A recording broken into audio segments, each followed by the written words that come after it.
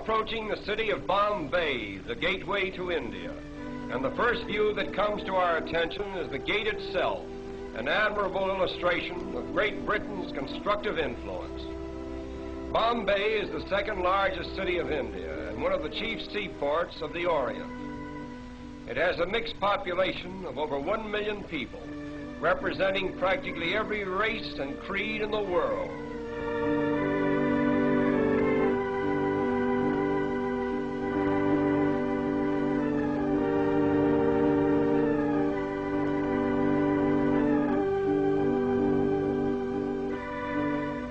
The Taj Mahal Hotel is unquestionably the most pretentious one in all of India. One of the outstanding features of Bombay is its sudden transitions from the modern to the ancient. This scene, for example, was taken a few minutes from the heart of the city, where the 15th century is constantly rubbing shoulders with the 20th. These automobiles cutting into this line of ancient vehicles suggest an odd symbolism which typifies all of India, for time and time again the new cuts into the old. But the gap is soon filled in, and the ancient procession goes on in strange defiance.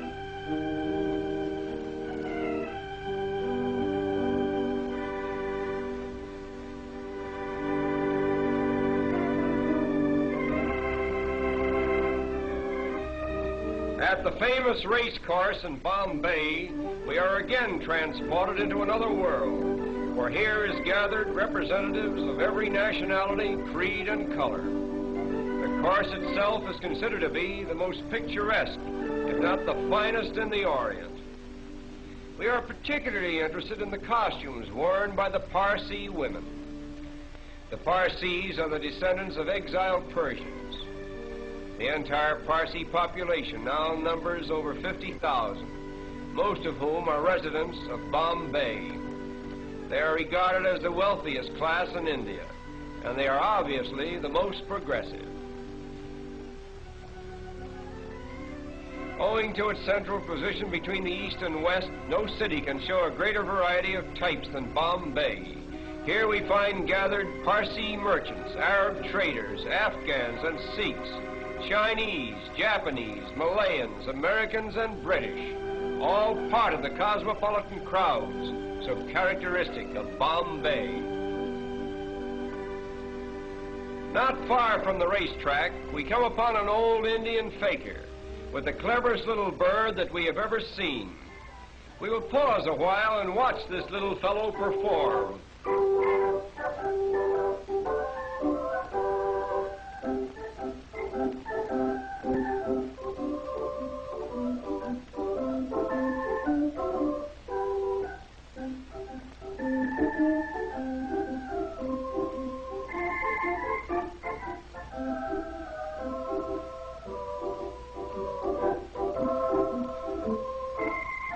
All this work is just to get a little seed that is lodged in a tiny bucket.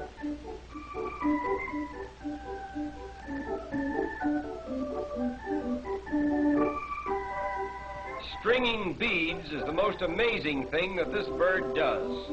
A needle is fastened to one end of the thread. The bird actually sticks the needle through a bead, drops the needle, gets a new grip, and slides the bead down onto the thread.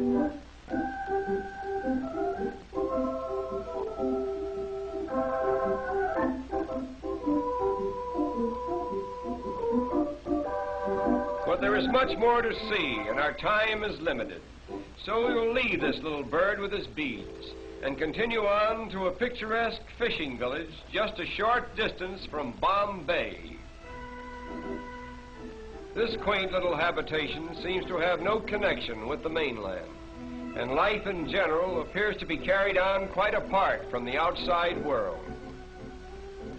All the people who live here are engaged in the fish industry, and as strange as it may seem, many of them are strict vegetarians and therefore will not eat fish of any kind.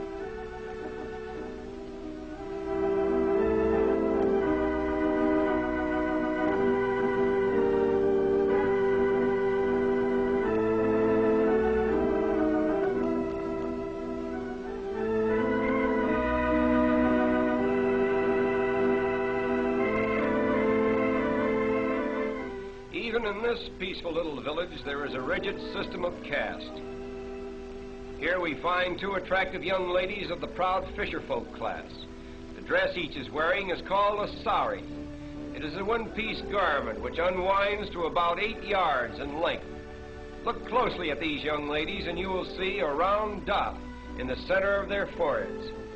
This dot, which is usually made of red paint, signifies that the wearer is married or eligible for marriage.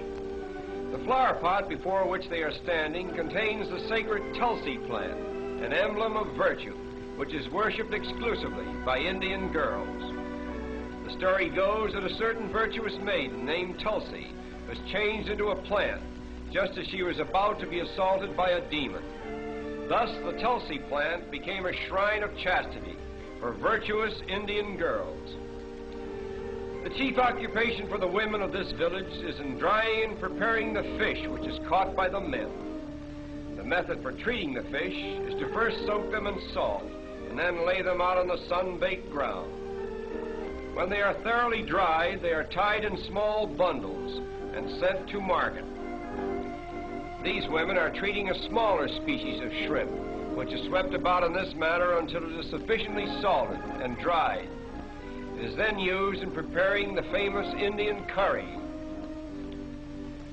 No picture of India could possibly be complete without a view of its royal elephants on parade.